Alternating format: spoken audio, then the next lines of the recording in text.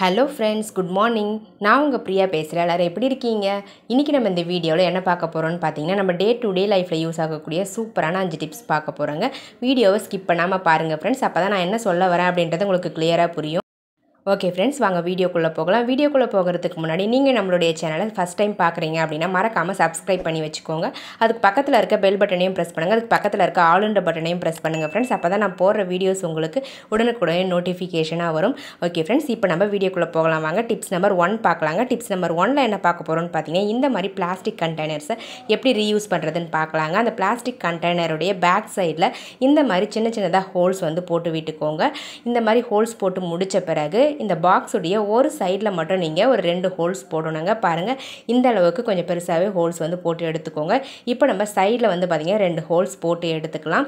இந்த 2 ஹோல்ஸ்ல இன்சர்ட் பண்றதுக்காக நான் வந்து ஒரு கனமான கயிறு எடுத்துர்க்கேங்க.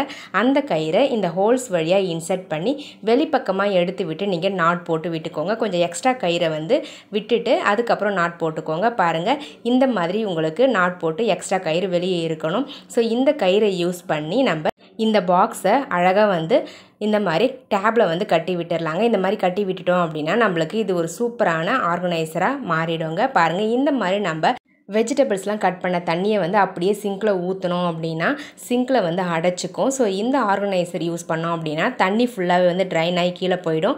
இதில் இருக்கக்கூடிய குப்பைகளை நம்ம எடுத்து டஸ்ட்பினில் போட்டுடலாங்க. ரொம்பவே கம்ஃபர்டபுளாக இருக்கும் யூஸ் பண்ணுறதுக்கு. தேவைப்படுறவங்க ட்ரை பண்ணி பாருங்கள். நம்ம வேஸ்ட்டாக தூக்கி போடக்கூடிய ஒரே ஒரு பிளாஸ்டிக் பாக்ஸை யூஸ் பண்ணி ஒரு சூப்பரான கிச்சன் ஆர்கனைசர் ரெடி பண்ணியாச்சு. தேவைப்படுறவங்க ட்ரை பண்ணி பாருங்கள். இப்போ நம்ம டிப்ஸ் நம்பர் 2 பார்க்கலாங்க. டிப்ஸ் நம்பர் 2ல பிளாஸ்டிக் பாட்டில்ஸை எப்படி யூஸ் பண்ணுறதுன்னு பார்க்க போகிறோம். பாருங்கள் அந்த பாட்டிலை வந்து இந்த மாதிரி சென்டரில் வந்து கட் பண்ணி டாப்பை வந்து ரிமூவ் பண்ணிவிடுங்க.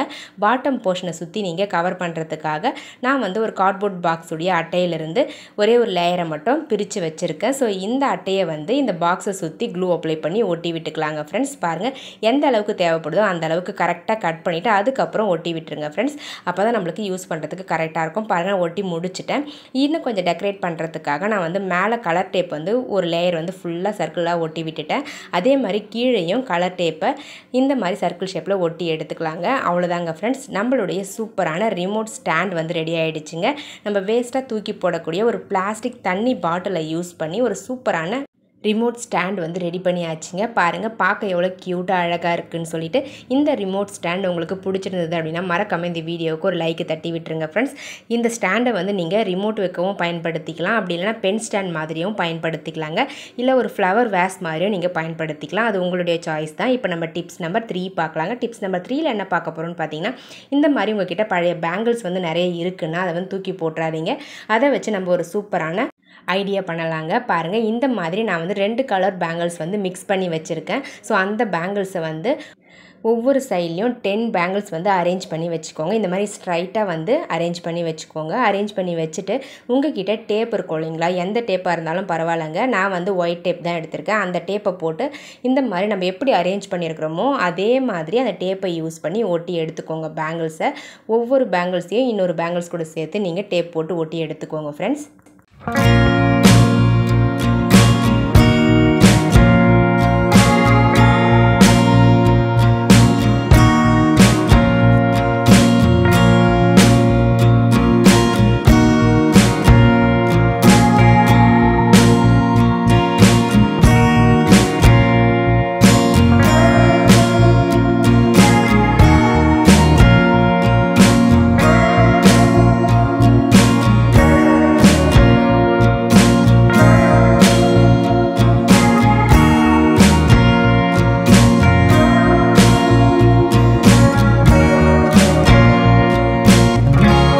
பாருங்கள் ஃப்ரெண்ட்ஸ், நான் ஒட்டி முடிச்சிட்டேன். இப்போ வந்து ஒரு 2 கயிறு வந்து கனமான கயிறாக பார்த்து எடுத்துக்கோங்க. அந்த கயிறை இந்த பேங்கிளுடைய ஒரு கார்னரில் வந்து இந்த மாதிரி நீங்கள் அழகாக கட்டி விட்டுக்கோங்க ஃப்ரெண்ட்ஸ். பாருங்கள் இந்த மாதிரி ஹேங் பண்ணுற மாதிரி நீங்கள் கட்டி எடுத்துக்கோங்க ஃப்ரெண்ட்ஸ். அவ்வளோதாங்க, நம்மளுடைய சூப்பரான ஹோம் டெக்கர் ஐட்டம் ரெடி ஆகிடுச்சுங்க. இதை வந்து நீங்கள் உங்களுடைய வாசப்படியில் இந்த மாதிரி 2 சைட்லேயும் ஏதாச்சும் ஒரு ஹூக் செட் பண்ணிவிட்டு அந்த ஹூக்கில் அந்த கயிறை யூஸ் பண்ணி ஹேங் பண்ணி விட்டுருங்க.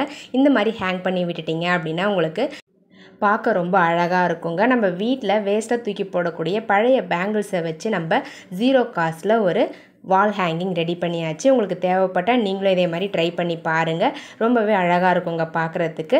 இப்போ நம்ம நெக்ஸ்ட் டிப்ஸ் பார்க்கலாம். டிப்ஸ் நம்பர் 4 பார்க்கலாங்க. டிப்ஸ் நம்பர் 4ல் என்ன பார்க்க போகிறோன்னு பார்த்தீங்கன்னா பூஜா வெசல்ஸ் க்ளீனிங் டிப்ஸ் தாங்க பார்க்க போகிறோம். இந்த மாதிரி பூஜை பாத்திரங்களெல்லாம் கை வலிக்காமல் ஈஸியாக எப்படி க்ளீன் பண்ணி எடுக்கிறதுன்னு பார்க்கலாங்க. இதுக்கு ஸ்க்ரப்பரோ சோப்போ எதுவுமே தேவையில்லை. கொஞ்சமாக புளியும் ஒரு கரண்டி புளிச்ச மாவும் இருந்தால் போதுங்க. எவ்வளோ பாத்திரமாக இருந்தாலும் பூஜை பாத்திரத்தை ஈஸியாக வந்து பளிச்சுன்னு தேய்ச்சி எடுத்துடலாம். நம்ம எடுத்திருக்க அந்த புளியையும் புளிச்ச மாவையும் சேர்த்து நல்லா கை வச்சு மிக்ஸ் பண்ணி விட்டுக்கோங்க. மிக்ஸ் பண்ணி விட்டுட்டு இப்போ நம்ம இந்த கலவையை யூஸ் பண்ணி நம்ம கையிலேயே வந்து தேய்ச்சி எடுத்துக்கலாங்க. அந்த புளி திப்பி இருக்கு இல்லைங்களா, அந்த புளியை யூஸ் பண்ணியே நீங்கள் தேய்க்கலாம். ஸ்க்ரப்பர் தேவையே இல்லைங்க. பாருங்கள், தேய்க்கும் போதே தெரியும். ஜஸ்ட் நீங்கள் அப்ளை பண்ணும்பொழுதே உங்களுக்கு ரிசல்ட் வந்து நல்லாவே தெரியுங்க. பாருங்கள் எந்த அளவுக்கு வந்து பளிச்சுன்னு டிஃப்ரென்ஸ் தெரியுதுன்னு சொல்லிட்டு, தேய்க்காத இடத்துல வந்து பார்த்திங்கன்னா எந்த அளவுக்கு பிளாக்காக இருக்குன்னு சொல்லிட்டு இந்த மாதிரி நீங்கள் கையாலேயே தேய்ச்சி விட்டால் போதும். எந்த பூஜை பாத்திரங்களாம் நீங்கள் தேய்க்க போகிறீங்களோ அந்த பாத்திரத்துக்கு மேலே இந்த கரைசலை அப்ளை பண்ணி விட்டுட்டு ஒரு 10 மினிட்ஸ் அப்படியே வச்சுருங்க. வச்சுட்டு அதுக்கப்புறம் நீங்கள் 10 மினிட்ஸ் கழித்து லைட்டாக தேய்ச்சி எடுத்துகிட்டு வாஷ் பண்ணால் போதுங்க. சூப்பராக வந்து ரிசல்ட் கிடச்சிரும். பாருங்கள், நான் வந்து ஃப்ரண்ட்டில் இருக்கக்கூடிய ஃபுல்லாக எல்லா போர்ஷன்லையும் அப்ளை பண்ணிட்டேன். அதே மாதிரி பேக் சைட்லேயும் வந்து அப்ளை பண்ணி எடுத்துக்கிறேன். உங்ககிட்ட சோப்பு இல்லாத நேரங்களில், ஸ்க்ரப்பர் இல்லாத நேரங்களில் இந்த டிப்ஸ் வந்து ரொம்பவே யூஸ்ஃபுல்லாக இருக்கும். ட்ரை பண்ணி பார்த்துட்டு ரிசல்ட் எப்படி இருந்தது அப்படின்றத கமெண்ட் செக்ஷனில் மறக்காமல் கமெண்ட் பண்ணுங்கள் ஃப்ரெண்ட்ஸ். பாருங்கள், நான் 10 நிமிஷம் கழித்து லைட்டாக தண்ணி தெளித்து தேய்ச்சி எடுத்துக்கிறேன். கையில் தான் தேய்ச்சி எடுத்துக்கிறேன். ஸ்க்ரப்பர் எதுவுமே யூஸ் பண்ணலைங்க. பாருங்கள், இந்த மாதிரி லைட்டாக தேய்ச்சிங்கன்னா போதும், உங்களுக்கு ரிசல்ட் வந்து பளிச்சுன்னு கிடச்சிருங்க. நான் தேய்ச்சி முடிச்சுட்டேன். இப்போ தண்ணி ஊற்றி நல்லா வாஷ் பண்ணி எடுத்துக்கலாம். ரொம்ப நாளாக நீங்கள் தேய்க்காமல் வச்சுருக்கக்கூடிய பூஜை பாத்திரங்களை கூட இந்த டிப்ஸை பயன்படுத்தி நீங்கள் ஈஸியாக தேய்ச்சி பளிச்சுன்னு மாற்றிடலாங்க ஃப்ரெண்ட்ஸ். பாருங்கள், ஸ்க்ரப்பரு சோப்பு எதுவுமே இல்லாமல் நம்ம சூப்பராக பளிச்சுன்னு தேய்ச்சி முடிச்சாச்சு. பாருங்கள் ஃப்ரெண்ட்ஸ், எவ்வளோ பளிச்சுன்னு இருக்குன்னு சொல்லிட்டு. உங்களுக்கு தேவைப்பட்டால் நீங்களே இதே மாதிரி ட்ரை பண்ணி பாருங்கள். இப்போ நம்ம டிப்ஸ் நம்பர் 5 பார்க்கலாம். டிப்ஸ் நம்பர் 5ல் என்ன பார்க்க போகிறோம்னு பார்த்தீங்கன்னா, நம்மளுக்கு கிச்சனில் சமைக்கும் பொழுது ஒரு பெரிய வேலையை வந்து பார்த்திங்கன்னா இந்த பூண்டு உரிக்கிறது தாங்க. இந்த பூண்டு உரிக்கிற வேலையை ஈஸியாக்கிறதுக்கு ஒரு டிப்ஸ் சொல்ல போகிறேன். வீக்லி ஒன்ஸ் இந்த மாதிரி நீங்கள் செஞ்சு ஃப்ரிட்ஜில் ஸ்டோர் பண்ணி வச்சிட்டிங்க அப்படின்னா சமைக்கும் பொழுது உங்களுக்கு ரொம்பவே ஈஸியாக இருக்குங்க. பாருங்கள், பூண்டை வந்து இந்த மாதிரி நீங்கள் அழகாக தனித்தனியாக உதுத்து விட்டுக்கோங்க. உதுத்து விட்டுட்டு இந்த பூண்டை நீங்கள் ஒரு பவுலில் சேர்த்துட்டு அதில் தண்ணி மிக்ஸ் பண்ணிவிட்டு ஒரு 10 நிமிஷம் அப்படியே ஊற விட்டுருங்க. 10 நிமிஷம் இந்த பூண்டு ஊறின பிறகு அதுக்கப்புறம் கத்தியை யூஸ் பண்ணி நீங்கள் இந்த பூண்டை 2ஆக ஸ்ப்ளிட் பண்ணி தோல் உரிக்க ஆரம்பிங்க ஃப்ரெண்ட்ஸ். இந்த மாதிரி நம்ம தோல் உரிக்கும் பொழுது ஈஸியாக வந்து உங்களுக்கு தோல் வந்து ரிமூவ் ஆகி வந்துடும். நம்ம நார்மலாக பூண்டு உரித்தோம் அப்படின்னா அதிகமாக உரிக்கும் பொழுது நகக்கண்ணில் வந்து பார்த்திங்கன்னா எரிச்சல் ஏற்படும். அந்த மாதிரி நகங்களில் எரிச்சல் ஏற்படாமல் இருக்கிறதுக்கு இந்த டிப்ஸ் வந்து ரொம்பவே யூஸ்ஃபுல்லாக இருக்கும். இந்த டிப்ஸை பயன்படுத்தி நீங்கள் எவ்வளோ பூண்டு வேணுனாலும் உரித்து வச்சுக்கலாம். ரொம்பவே ஈஸியாகவும் இருக்குங்க. பாருங்கள், நம்ம வாழைப்பழத்தோல் உரிக்கிற மாதிரி அவ்வளோ ஈஸியாக இருக்கும் உரிக்கிறதுக்கு. ஸோ ஜஸ்ட் ஒரு 10 நிமிஷம் தண்ணியில் டிப் பண்ணி வச்சுட்டு கத்தியை யூஸ் பண்ணி இந்த மாதிரி 2ஆக ஸ்ப்ளிட் பண்ணிவிட்டு அதுக்கப்புறம் உரிச்சு பாருங்கள் ஃப்ரெண்ட்ஸ், எவ்வளோ ஈஸியாக இருக்குன்னு சொல்லிட்டு. ட்ரை பண்ணி பார்த்துட்டு ரிசல்ட் எப்படி இருந்தது அப்படின்றத கமெண்ட் செக்ஷனில் மறக்காமல் கமெண்ட் பண்ணுங்கள். இந்த மாதிரி பூண்டை வந்து உரிச்சிருங்க. உரிச்சிட்டு அதுக்கப்புறம் ஒரு பிளாஸ்டிக் கண்டெய்னர்லேயோ இல்லை சில்வர் பாக்ஸ்லேயோ நீங்கள் போட்டு ஃப்ரிட்ஜில் ஸ்டோர் பண்ணி வச்சுருங்க. க்ளோஸ் பண்ணி தான் ஸ்டோர் பண்ணி வைக்கணும். ஸோ அப்போ தான் வந்து பூண்டுடைய ஸ்மெல் வந்து ஃப்ரிட்ஜில் வைக்கக்கூடிய மற்ற பொருட்களில் வீசாமல் இருக்கும். ஸோ அதனால் க்ளோஸ்டாக இருக்கக்கூடிய ஒரு கண்டெய்னரில் நீங்கள் ஏர்டைட் கண்டெய்னரில் போட்டு ஸ்டோர் பண்ணி வச்சிட்டிங்க அப்படின்னா உங்களுக்கு எடுத்து யூஸ் பண்ணுறதுக்கு ரொம்பவே கம்ஃபர்டபுளாக இருக்கும். இதே அளவுக்கு பூண்டை நம்ம இந்த டிப்ஸ் இல்லாமல் நார்மலாக வந்து உரிக்கிறோம் அப்படின்னா கையில் இருக்கக்கூடிய அந்த நகைக்கண்கள் ஃபுல்லாகவே வந்து பார்த்திங்கன்னா எரிய ஆரம்பிச்சிரும், ரொம்ப வலிக்கவும் ஆரம்பிச்சிரும். ஸோ அதை அவாய்ட் பண்ணுறதுக்கு இந்த டிப்ஸ் ரொம்பவே யூஸ்ஃபுல்லாக இருக்குங்க. தேவைப்படுறவங்க ட்ரை பண்ணி பாருங்கள். ட்ரை பண்ணி பார்த்துட்டு ரிசல்ட் எப்படி இருந்தது அப்படின்றத மறக்காமல் கமெண்ட் செக்ஷனில் கமெண்ட் பண்ணுங்கள் ஃப்ரெண்ட்ஸ். ஓகே ஃப்ரெண்ட்ஸ், என்னோட ஐடியாஸ்லாம் உங்களுக்கு பிடிச்சிருந்தது அப்படின்னா மறக்காமல் இந்த வீடியோக்கு ஒரு லைக்கு தட்டி விட்டுருங்க.